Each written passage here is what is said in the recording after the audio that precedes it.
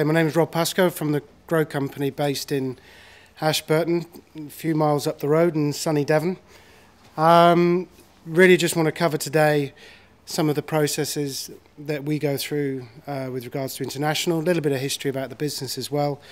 We are the manufacturer of the Grow Bag baby sleeping bag, along with other products such as the Grow Egg, the Grow Clock and the Grow Blind. There are a number of other products within our portfolio as well, but the Grow Bag is very much the hero product that was brought into the market by the founders back in 2000. As I say, it's established in the year 2000. But we're very proud that we operate in the safe sleep sector of for babies in the nursery industry. It's very much something that we're focused on as a business. And it's very much our mantra when we're delivering or bringing in new products to market. Currently, approximately 30% of our turnover is export, but this is planned to grow to approximately 50% by 2017 and 18. We distribute to 26 countries, and these include Canada, Australia, Spain, Italy, Germany. And obviously a few others, which I will come to in a bit. We have 36 staff based in Ashburton. We also, within the UK, we deal with an organisation called Mothercare, that I'm sure you know, who's been through a few ups and downs in the last few years. But also the likes of Kiddie Care and John Lewis, that was mentioned earlier on by Lucy. Toys R Us, we deal with Amazon, Asda, even have a slight dalliance every now and then with Tesco's, which can be painful, also quite lucrative. Although Tesco's, in their wonderful way a few years ago, announced that they were going to come in and dominate the nursery industry with their world of FMCG, and haven't exactly managed to do it so far, because we are quite a touchy-feely industry, the nursery industry. And mums still like to get advice, as dads do, on what's going to happen in their world when they have the thing that completely changes their lives. I think I've been sitting over there thinking of stories. I was with Boots a few weeks back, and obviously Boots, with their hundreds and hundreds of stores on the high street, we were discussing the recession, and we were discussing the baby boom that we've gone through. Because the strangest thing that happens in a recession, we all decide to stay at home, and then we produce the most expensive thing that you'll ever have in your life. And Boots actually track a recession, would you believe, by the sales of contraceptives and then pregnancy test kits. And the curve is there, would you believe? You know, contraceptive drops down about, 3 months later, maybe a little bit less than that. Suddenly they see an uplift in the sales of pregnancy test kits. So it's always interesting to see how people track a recession. So we're in a baby boom. We have 400 independents in the UK. Some provide very good turnover for us. Some are very small independents. They might only do a few £100 a year. But it's those people that are very much the roots of our business and the roots of many business. And I think so many times companies forget about that. And it was likened to me many years ago with a company I worked for. If you have this beautiful tree, the great big foliage at the top is your big majors business, the ones that do the millions of turnover. Then the trunk of the tree relates to your key accounts, your slightly smaller ones. Then the roots of the tree are your independents. You kill your independents, a year or so later, your tree dies. So pick up on what Lucy said earlier on. It's very important that we try to look after the roots of our business, as well as obviously the boss gets excited about dealing with Mothercare. So we've got to cover all areas. So our bit of our international business. We have our development plan. A lot of these markets we've had a little bit of work with in the past, but our development plan, our new markets, we're very much focused on the Middle East. We have a partner there. But it's been quite a small focus for us. China and the Far East, this is wonderful boom that everybody talks about, and it's happening for us very much so in the Far East and China. France and the rest of Europe, again, we forget sometimes that we have 700 million people on our doorstep, which for us in the baby industry produce 7 million live births a year. So it's very easy sometimes to start looking global. Let's have a little look at European as well. We have our issues, obviously France. If any of you speak French, the word gros is fat. So we are the fat bag in France, which obviously brings a slight problem. But, you know, we put it down to British humour and we get away with that. The USA and Latin America, we're planning for 2015 and 16. Again, we have a small amount of business there at the moment, but I will come on to one of the issues that we came up with there. And expanding our existing market. Our number one export market is Australia, which if you're going to plan for a market to expand, you obviously put it on the furthest part of the earth and try to make that work, but it works brilliantly, and I will come back to it. But the modern day communication, we had a half an hour Skype conference call today with 3 parts of Australia and Ashburton, and it's there, you know. So the technology is unbelievable these days. You just go back a few years, it didn't exist, and you'd either have to spend a fortune on the phone, or now you can just do it at the press of a button. But also we're trying to expand ourselves back into Spain. We had a few issues in Spain in the past, which again I'll come on to, and Germany and Italy, although just hearing about Germany, it might be one that we question again, and they're not too distant. Our routes to market. I'm not saying these are the right routes to market, but these are how we go. So nothing revolutionary there.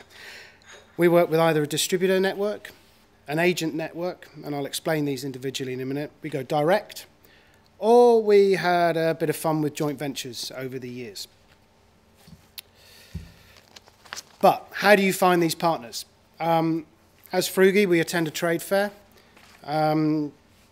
Our international trade fair is held in Cologne, and these are just some images of the grow stand that was in Cologne in September last year.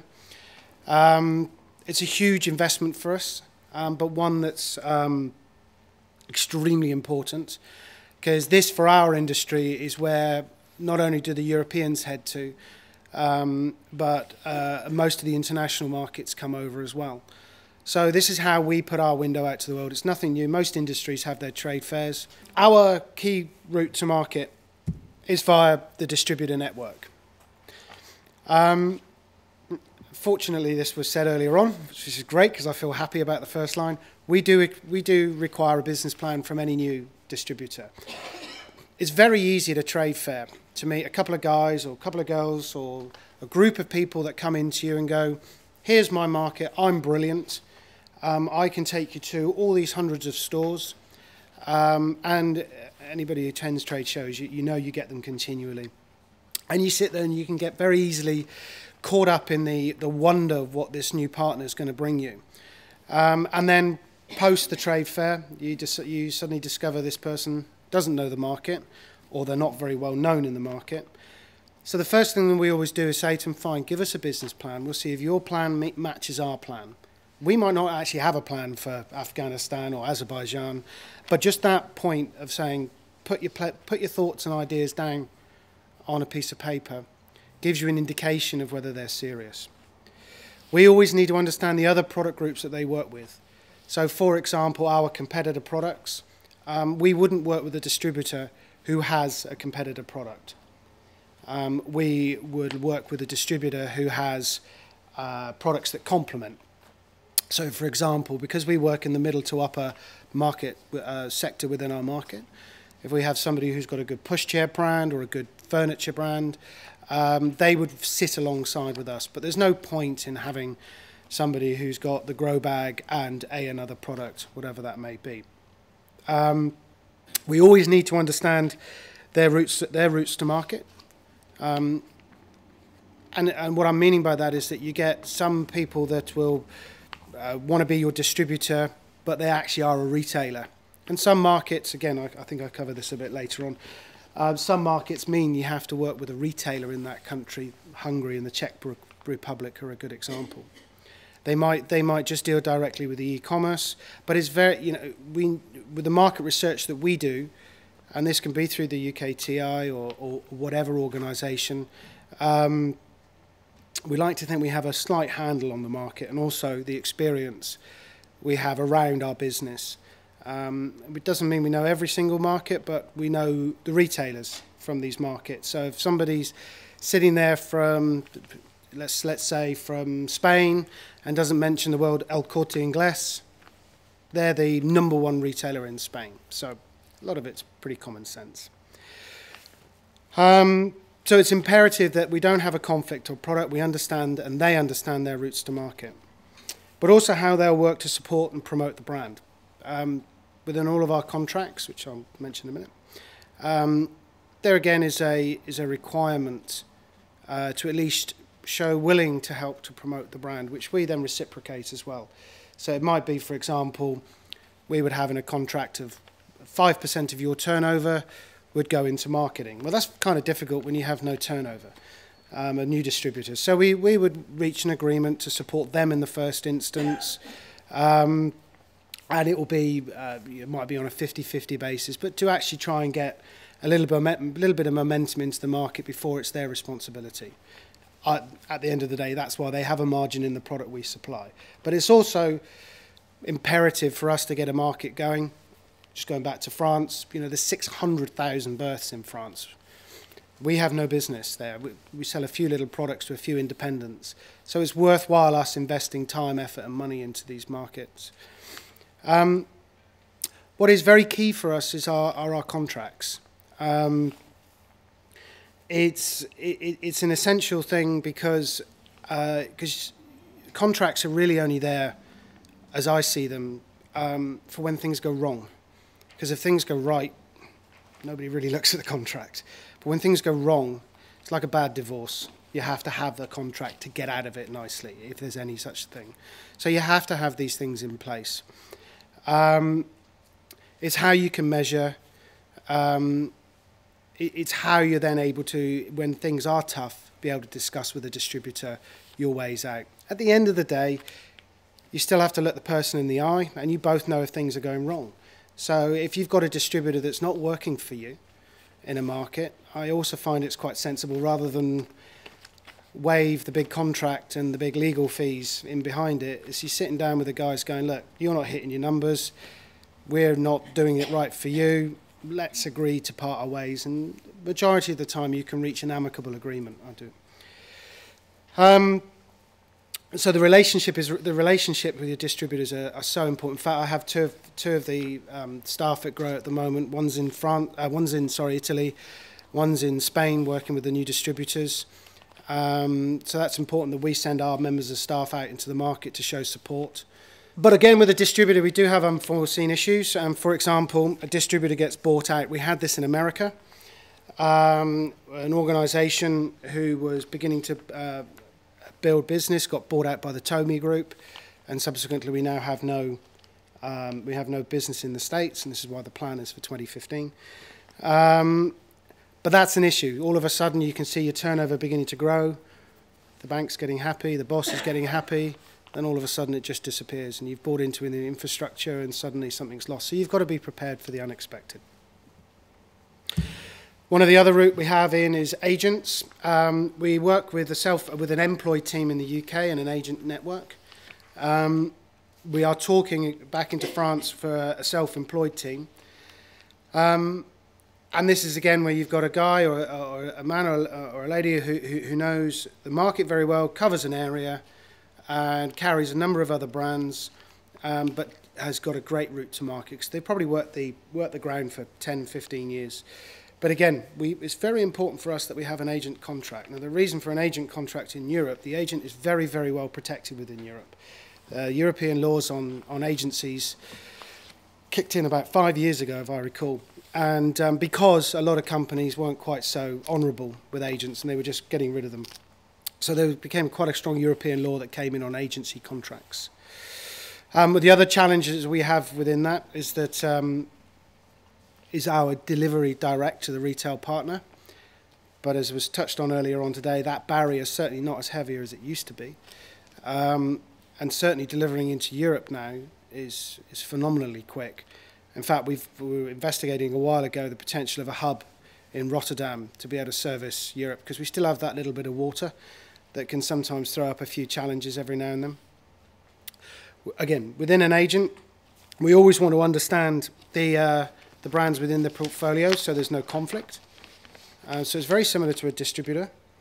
But we also want to know within their routes to market that they know the majors, as well as the senior players within the industry, because not every major is key all the time. It can be a major independent, if that makes makes sense, because the major independents can also be quite a voice within our industry as well, and particularly within each market. Going with an agent, we would need to also understand our marketing and PR requirements, because that would then fall down to us in the UK. So that's again where it's challenging when you're going into a market that you don't know. This is why we favour distributors, because it's very easy to sit and go, a piece of marketing or a piece of PR works over here. Well, that won't work across the rest of the world all the time. It doesn't mean there can't be some synergies, but it's certainly an area that we always have to go in with our eyes open. And of course, the financial support, invoicing, payments, local VAT or not local VAT or whatever it might take place. And that again, within Europe, we have a euro account. So for the Irish customers we have, they can pay us in euros and so forth. So we're set up to deal with the European side of the business nowadays. But again, it's making sure that when you're in this country, trying to get payment from another country has to be paramount, and this is why an agent for us would only get paid on us getting paid. So it's important for the agent to be making sure that they're understanding that they've got to collect a debt as much as we have to collect a debt. Direct to market. Some markets might justify our own setup. We've not really done this in the past.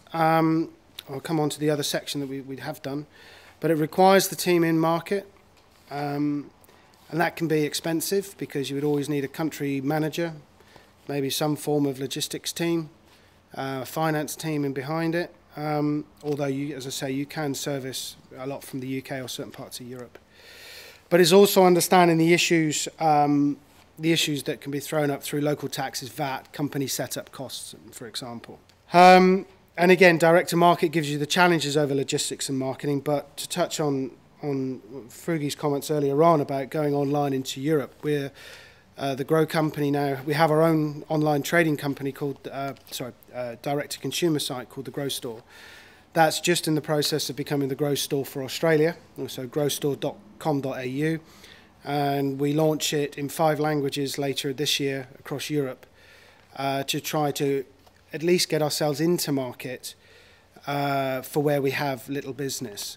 France, great example. So that'll be fully languaged up.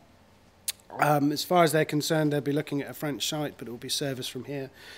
But also to supply a site that the consumer around Europe can find us, because we know search engines have a very clever way to make sure that depending on which country you're in is where your ranking comes up on Google or Bing or whatever.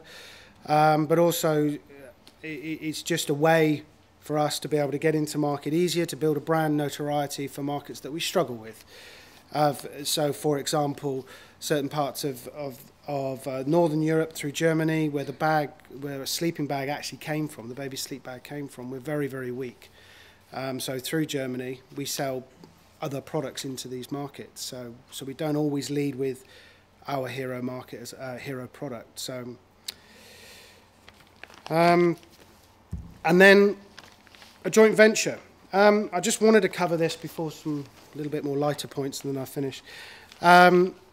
Originally, when Grow started a number of years back, back in 2000, we went into market with joint ventures, because at that time it was perceived to be the right thing to do.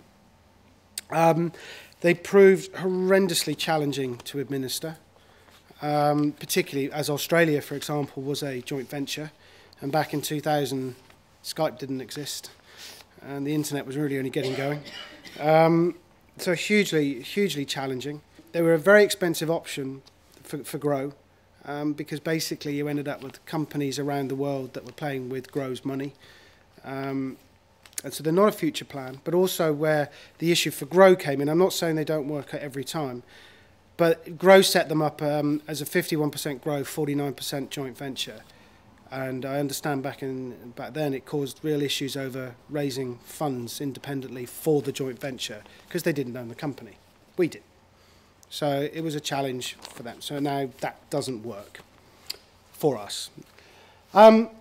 So I was asked to just a couple of potential issues. So, for example, products design and product differences, design and sizing. So these were two bags that were produced, two sleep bags that were produced a number of years ago. Lovely. Everybody went from the design side of our business, all got very excited. The Far East, it was our growing market at the time, went, no. I said, why? It's beautiful. And they said, right, this one here for this little girl, why have you put a geisha girl on it?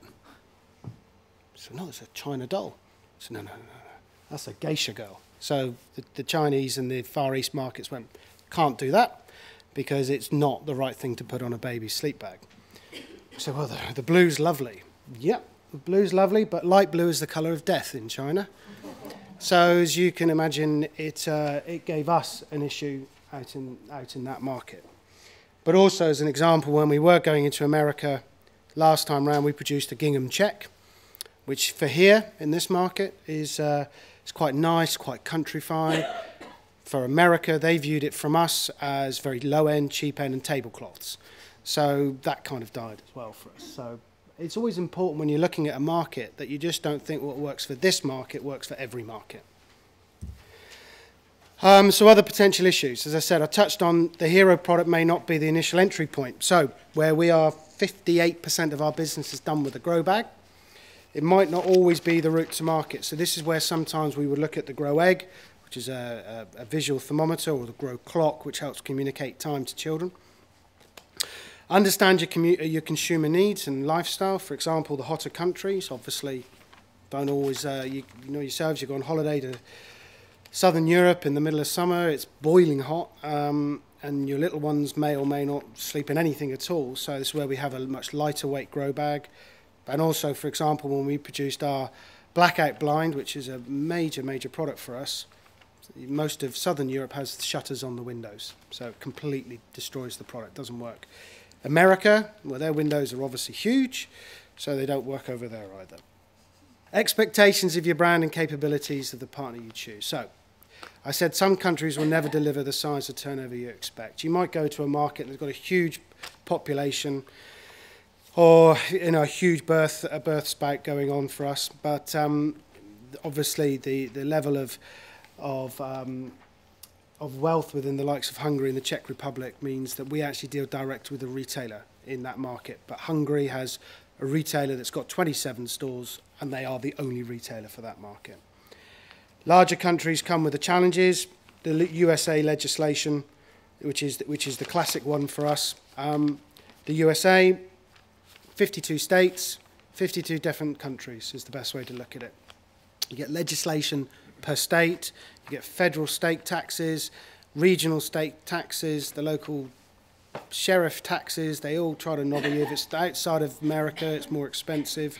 So it does come with a real challenge, America, and sometimes everybody will look at America as the pot of gold at the end of the rainbow. It's a tough market to get into, and this is why I'd always sit there and go, look at what we've got on our doorstep that understand the European way a little bit better. It doesn't mean that it's not a focus for us, because it very much is. But once bitten into America, I think next time round we'll be a little bit more wary of what it can throw up for us. So I think this is last but one. So brand registration, domain registrations these days are key, patent infringements. We still come up against the fact that in the distant past, the name Grow Bag, Grow whatever, wasn't registered in a market. And so subsequently we have maybe some licensing issues, domains. Everybody likes to have every single website domain under the sun. We're going through this issue currently in Australia where the name Grow Company is registered by another party, or the Grow Store is registered by another party. And some markets still like to deal with their personal .com. So where we have .co.uk, The Americans like their .com, the Australians like their .com.au. So if you're looking at international markets, be aware of that if it's part of your plan. And patent infringements, we had a cracker. The Grow Clock is this product to communicate time. So we had a patent infringement slapped on us for America. The process could have cost a few quid, but it could have cost in excess of $1 million plus damages. Obviously, the legal side of the business said, well, you can give it a go if you wish, but our advice would be, and so we pulled the product. So one of our hero products, we can't go in because we into the States at the moment because we infringed a patent. So always be conscious of just bundling into a market with your product that you think's right, because you have a patent or something or a trademark for here. It doesn't mean diddly squat outside of this market sometimes. So finally, new market summary. Know the market you're entering, which is key. Get your right partner, the right product for that market. Manage your expectations and timelines. I also put the paraphrase in there, manage my boss's expectations and timelines. But if you know Christian, that doesn't come into it. And if it doesn't work, have a way out. For us, that is our contract. It's not always the way out, but for us it works. That's it. Thank you very much.